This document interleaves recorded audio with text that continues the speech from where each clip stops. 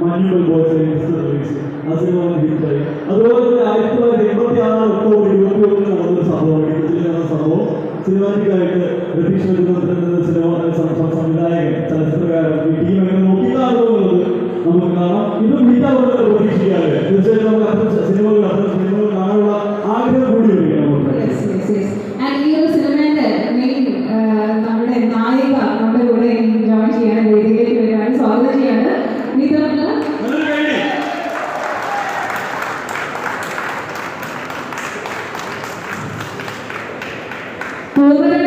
സിനിമയിലൂടെ നമുക്ക് ഏറെ പ്രിയങ്കരിയാണ്. ഞാൻ തങ്കമണി വിധിക്കുകയാണ്. ദിലീപേട്ടൻ്റെ കൂടെ സ്ക്രീൻ ഷെയർ ചെയ്യുന്നു. അത് മാത്രമല്ല പാട്ട് മീൻസ് നമ്മളിൽ പല ആൾക്കാരുടെയും ഒരു ആഗ്രഹമായിരിക്കും.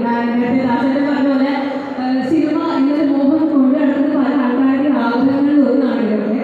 സോ എങ്ങനെയാണ് തങ്കമണി എക്സ്പീരിയൻസ്, ദിലീപേട്ടൻ്റെ കൂടെയുള്ള എക്സ്പീരിയൻസ്, ഹോൾ ക്രൂ എവിടെയായിരുന്നു മെമ്മറീസൊക്കെ ഒന്ന് ഷെയർ ചെയ്യാമോ?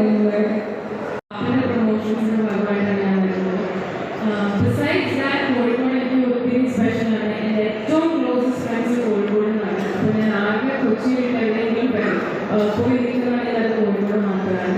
So very special to me to be here again.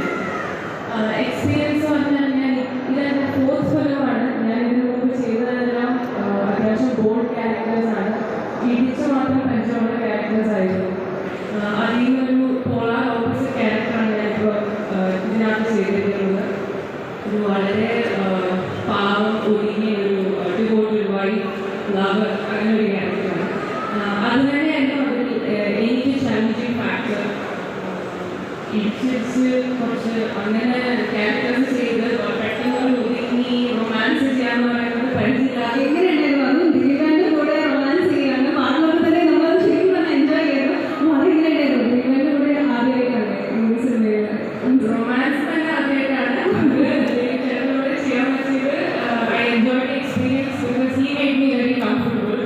ഞാൻ നെർവസ് ആയിരുന്നു. എനിക്ക് ഇൻഹിബിഷൻസ് ഉണ്ടായിരുന്നു ഇതിനൊന്നും ചെയ്യാത്തത് കാരണം. പക്ഷേ സെറ്റിൽ ചെന്ന് വളരെ ഒരു ഫ്രണ്ട്ലി അറ്റ്മോസ്ഫിയർ ആക്കി എൻ്റെ ടെൻഷൻസൊക്കെ പെട്ടെന്ന് എനിക്ക് മാറ്റി തന്നു. I should thank you for that. The entire team was very supportive. I enjoy the entire journey and it was very valuable.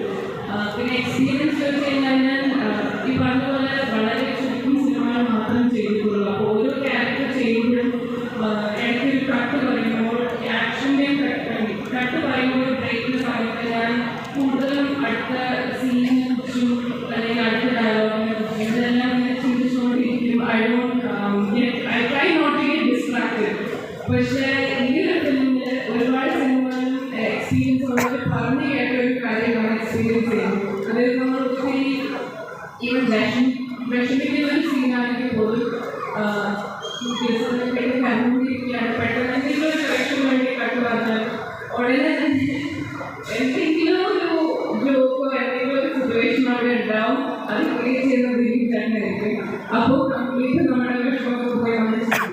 പക്ഷെ ഇമ്മീഡിയറ്റ്ലി ആക്ഷൻ പറയുന്നത് is back to the character. ഞാനത് പരിചയം വന്നിട്ടില്ല, അത് ഞാൻ എക്സ്പീരിയൻസ് ചെയ്തില്ല. പക്ഷെ that was a experience and it was fun. അതായത് നമ്മൾ കുറച്ചുകൂടി കംഫർട്ടബിൾ ആക്കി നിർത്തിയിട്ട് നമ്മുടെ കൂട്ടത്തിലുള്ള ആളാക്കി വെച്ചിട്ടാണ്. അതെ ടോട്ടലി. അത് നമ്മുടെ ആർട്ടിസ്റ്റുകൾ കിട്ടുന്ന സപ്പോർട്ട് ഇമ്മൻസ് ആണ്. അതുപോലെ തന്നെ is very very cordial and support everybody around this. Great experience. Okay, thank you so much.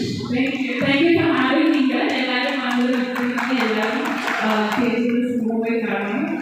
I hope you all like it.